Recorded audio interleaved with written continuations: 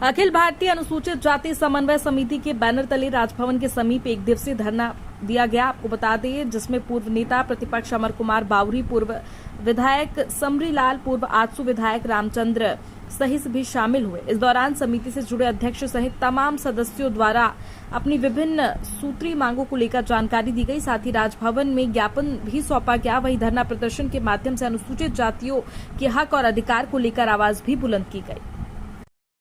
आप आए हैं इस और देख रहे हैं कि महाधरना दिया जा रहा है और अब लगातार जो है डॉक्टर भीमराव अम्बेडकर की जो बातें हैं संशोधन करने की बात, किस तरह का संविधान का हनन हो रहा है? देखिए, संविधान ने तो ताकत दिया है कि भाई गरीबों का उन्नयन हो।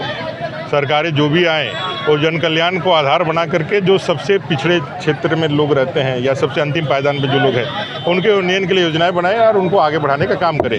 लेकिन अभी 25 साल झारखंड बनने के बाद भी हम देखते हैं तो अनुसूचित जाति वर्ग कई एक समस्याओं से झेल रहा है। कई एक संवैधानिक जो अधिकार उनको मिलनी चाहिए थे उससे वंचित है। अनुसूचित जाति आयोग का गठन हुआ, काफ़ी लंबे समय के बाद गठन हुआ, लेकिन अब अध्यक्ष के लिए रुका पड़ा है।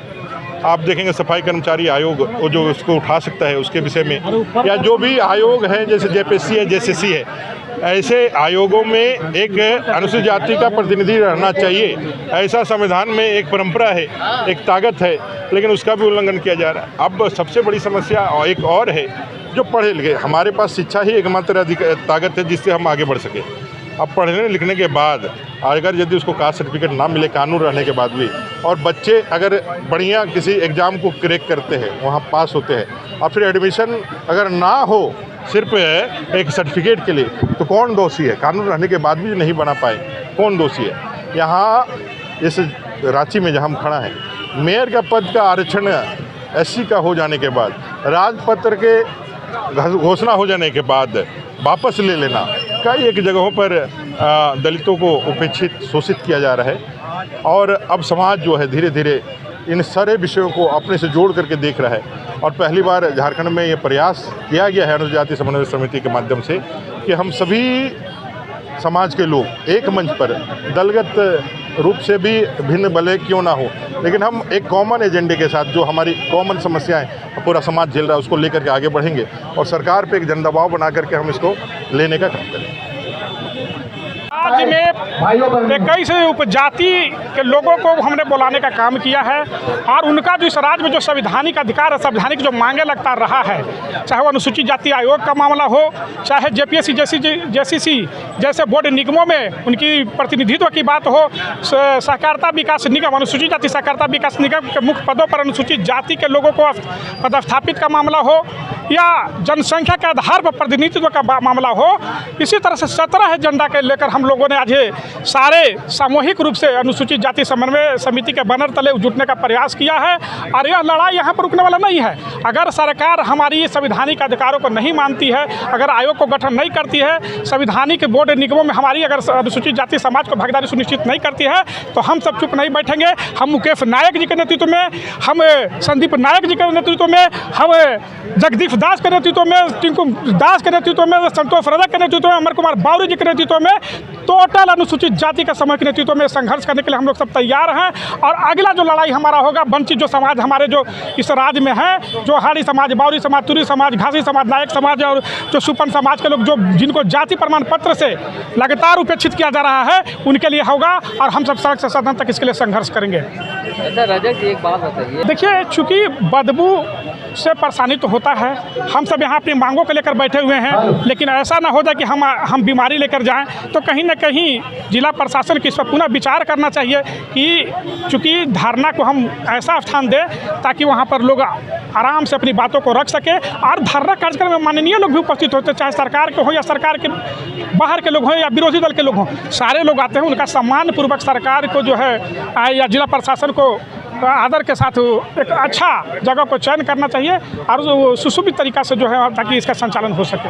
माननीय लोग का ध्यान वहाँ नहीं किया क्या? नहीं, माननीय लोगों को भी ध्यान था, चूँकि हमारे राज्य के एक वरिष्ठ मंत्री जो बहुत क्रिटिकल स्थिति में हैं और माननीय राधाकृष्ण किशोर, माननीय सुरेश बैठा और अन्य विधायकों में सुरेश पासवान ने भी यहाँ आने के लिए समर्थता जताई थी। उन्होंने कहा था कि हम जरूर आएंगे, लेकिन वो लोगों को दिल्ली जाने के कारण वो लोग नहीं आ पाए। कहीं से भी मेरा उनके प्रति कोई दुर्भावना नहीं है और हम सब सम्मान करते हैं कि जो भी अनुसूचित जाति के जनप्रतिनिधि अगर समाज के हित और अधिकार के लिए आगे आएंगे उनको समाज हमेशा स्वागत करेगा, लेकिन जो अनुसूचित जाति के जनप्रतिनिधि समाज से कटे रहेंगे उनको आईना दिखाने का समाज काम करेगा।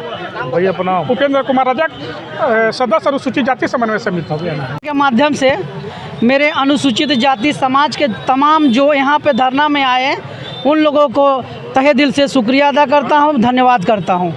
मैं आपके चैनल के माध्यम से बताना चाहता हूँ कि झारखंड कब अलग हुआ था। झारखंड 15 नवंबर 2000 को अलग हुआ था और जब 2015 नवंबर को अलग होने के बाद भारतीय जनता पार्टी की सरकार बनी थी और यहाँ पे गठबंधन का सरकार बना था। 2017 तक लगातार इन लोगों ने सरकार में काबिज थे। सरकार किसका था? तो झारखंड में भारतीय जनता पार्टी और आसू का था। लगातार 17 साल किया रहा, लेकिन इन 17 सालों में कभी दलितों के प्रति चिंता किया? 17 सालों में दलित आयोग का गठन किया? नहीं किया। दलितों के लिए यहाँ आवासीय विद्यालय के निर्माण किया? नहीं किया। यहाँ पे आदिवासी छात्रावास की तरह रांची राजधानी में छात्रावास का निर्माण किया? नहीं किया। बाबा साहेब का कहीं पर भी प्रतिमा लगाया? एक भी स्टेडियम बनाया? भारतीय जनता पार्टी और आसू मिलकर 17 साल दलितों का शोषण किया। विधानसभा में नहीं लगा जी। मैं कहना चाहता हूं, अभी का जो गठबंधन सरकार चल रही है उनसे मैं निवेदन करता हूं, आग्रह करता हूं, यदि आप भी उसी ढर में चलिएगा, भारतीय जनता पार्टी के ढर में चलिएगा, तो आने वाला दिन में दलित समाज न भारतीय जनता पार्टी को देखेगा और न गठबंधन सरकार को देखेगा, उखाड़ के फेंकने का काम करेगा। क्या लगता है जो अभी सत्ताधारी दल है वो दलितों का विचार कर रही है? इस बार बहुत सारा ऐसा योजना आई है जो दलितों के प्रति में आए दिन अंबेडकर आवास हुआ है, पास किया गया है। आज अनुसूचित जाति का आप पेपर में देखे होंगे कि उसका भी गठन जब बहुत जल्द से जल्द निर्माण करेगा। मैं कहना चाहता हूँ और चेतावनी भी देना चाहता हूँ कि आप कहने से नहीं होगा, आपको करना पड़ेगा, क्योंकि 50 लाख वोट हमारा दलित समाज का जिसको भी मिलता है उसकी सरकार बनती है। तो मैं सरकार बनाने जानते हैं तो सरकार गिराने के लिए भी हम लोग जानते हैं। अपना नाम पूरा परिचय। मेरा नाम शिव टहल नायक है। नाम ही काफी